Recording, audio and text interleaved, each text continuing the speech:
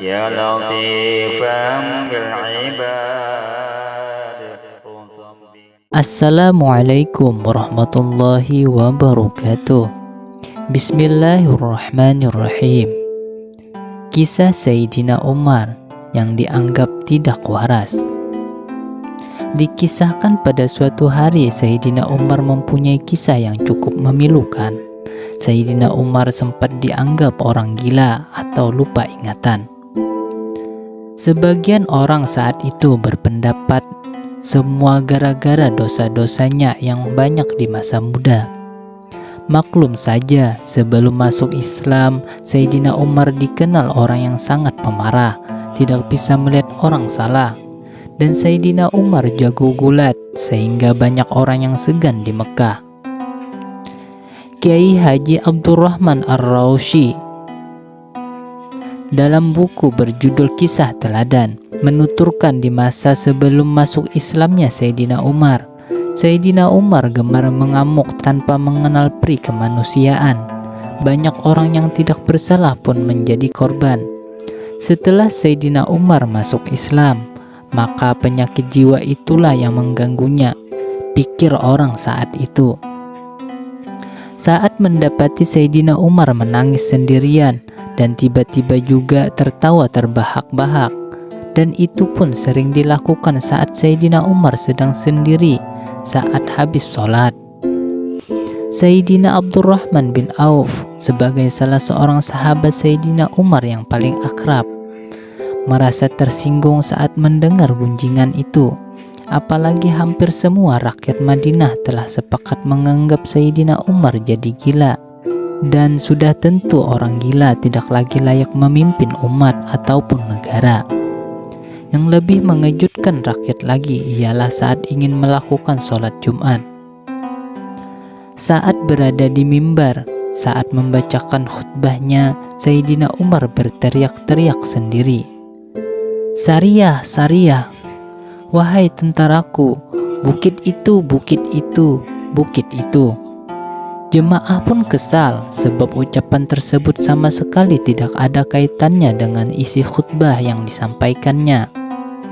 "Wah, khalifah kita memang benar-benar sudah gila," gumam rakyat Madinah yang jadi makmum sholat Jumat saat itu. Tetapi Sayyidina Abdurrahman bin Auf tidak mau bertindak gegabah. Dia harus tahu jelas apa penyebab Sayyidina Umar seperti itu. "Wahai Amirul Mukminin, mengapa engkau berseru-seru di sela-sela khutbah? Pandangan engkau pun tertuju kepada kejauhan," tanya Sayyidina Abdurrahman bin Auf.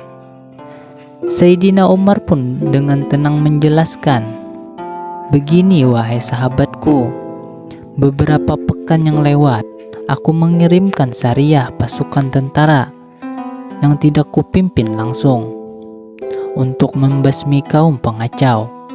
Tatkala aku sedang berkhutbah, kulihat pasukan itu dikepung musuh dari segala penjuru.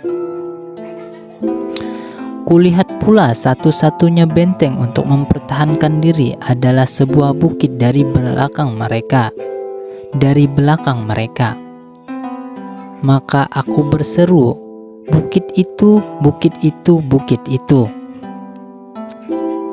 Setengah tidak percaya, Sayyidina Abdurrahman mengerutkan keningnya. "Lalu mengapa engkau sering menangis dan tertawa sendirian setelah engkau melaksanakan sholat fardu?" tanya Sayyidina Abdurrahman pula. Sayyidina Umar pun menjawab, "Aku menangis kalau teringat kebiadabanku saat sebelum memeluk Islam. Aku pernah mengubur anak perempuanku hidup-hidup. Dan aku tertawa jika aku teringat akan kebodohanku, dan aku pun membuat patung dari tepung gandum, dan kusembah-sembah seperti dia adalah Tuhan." Sayyidina Abdurrahman pun lantas mengundurkan diri dari hadapan Sayyidina Umar.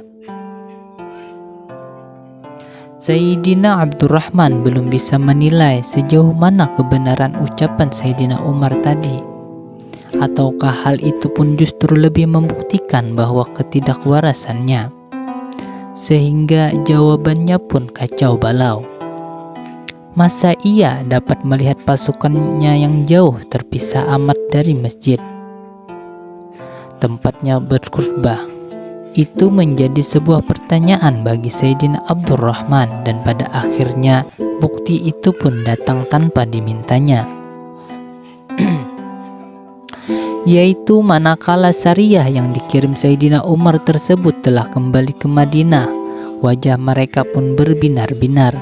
Meskipun nampak sekali ada tanda-tanda kelelahan dan bekas-bekas luka yang diderita mereka. Mereka pun datang membawa kemenangan. Komandan pasukan itu yaitu pada hari berikutnya bercerita pada masyarakat Madinah tentang dahsyatnya peperangan yang dialaminya. Kami dikepung oleh tentara musuh tanpa harapan akan dapat meloloskan diri dengan selamat. Pasukan lawan menghantam kami secara beringas dari berbagai penjuru. Kami sudah luluh lantak, kekuatan kami nyaris terkuras habis. Sampailah tiba sholat Jumat yang seharusnya kami kerjakan. Persis pada kala itu kami mendengar seruan gaib yang tajam dan tegas, yaitu bukit itu, bukit itu, bukit itu. 3 kali seruan tersebut diulang-ulang sehingga kami tahu maksudnya. Serta merta kami pun mundur ke lereng bukit, dan kami jadikan bukit itu sebagai pelindung di bagian belakang. Dengan demikian kami dapat menghadapi serangan tentara lawan dari satu arah, yakni dari depan. Itulah awal kejayaan kami. Sayyidina Abdurrahman pun mengangguk-angguk kepala dengan sangat takjub. Begitu pula masyarakat yang tadinya menuduh Sayyidina Umar telah berubah ingatan. Sayyidina Abdurrahman kemudian berkata, biarlah Sayyidina Umar dengan kelakuannya terkadang menyalahi adat, sebab Sayyidina Umar dapat melihat sesuatu yang indera kita tidak dapat melacaknya. Semoga dengan adanya kisah ini dapat membuat kita semakin cinta kepada para sahabat Nabi tanpa terkecuali. Semoga bermanfaat. Ya Latifan bil ibad.